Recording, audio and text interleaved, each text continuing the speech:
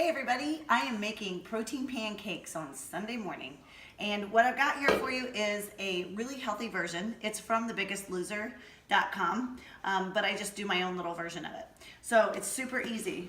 All you do is take 1 cup of oats, and I'm gonna mix this all up in a blender. 1 cup of oats, 1 cup of cottage cheese. Don't freak out, you can't taste the cottage cheese. It just adds a lot of protein. 1.5 cups of liquid egg whites. A pinch of salt, maybe just a teeny bit more. Some vanilla, and as you can see, I'm such a measurer, about a teaspoon of vanilla. This is why you don't see a lot of written out recipes for me, because I'm more of a cook, not such a baker. I don't measure very much. Okay, so that's all we've got. It's just oats, egg whites, cottage cheese, a little vanilla, a little bit of salt, and just a little bit, I use stevia. You could use regular table sugar. Try this mixer again.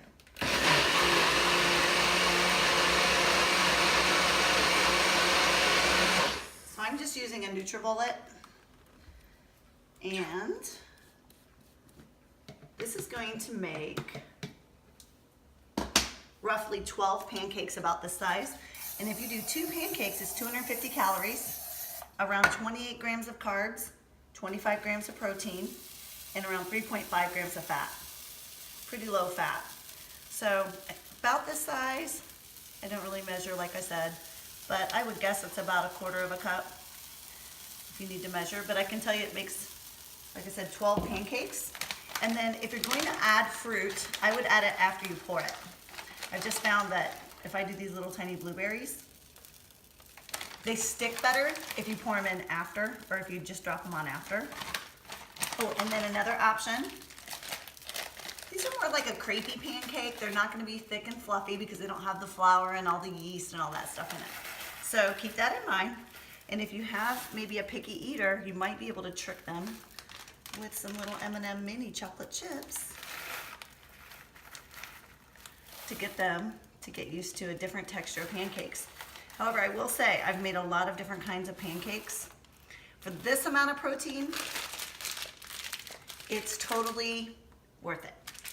That's good. So once your pancakes start to get dry around the edges, sometimes they bubble up. When you make normal pancakes, you know, like with flour, you'll wait for them to bubble a lot. These have a little bit of bubbles, and they're kind of dry around the edge, and they should be just about ready to flip. Do you like the spatula? It's from Nancy.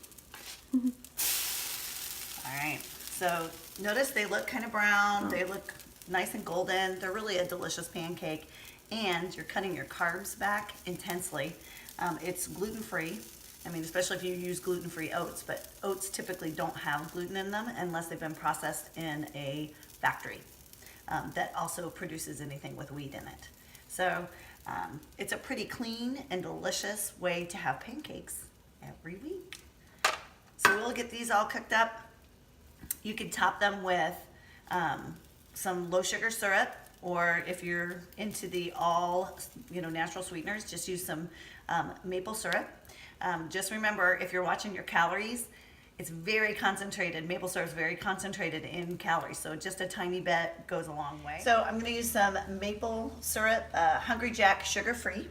And like I said, you do wanna, even though this one's sugar-free, you want to measure it because it does have some calories in it, especially if you're looking for weight loss.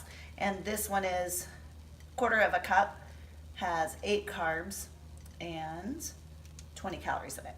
So here I'm serving this with some Johnsonville turkey sausages, and then I'm gonna do a Spark double tap. So with the Spark, I've got the orange Spark and orange Rehydrate. I call anything that you do with the Avocare with Rehydrate and Spark, I call it a double tap if you put both in, especially if you use the same flavors. So you can do that with fruit punch as well, but I really like it with orange because it kind of reminds me of having orange juice with my breakfast without having a ton of carbs.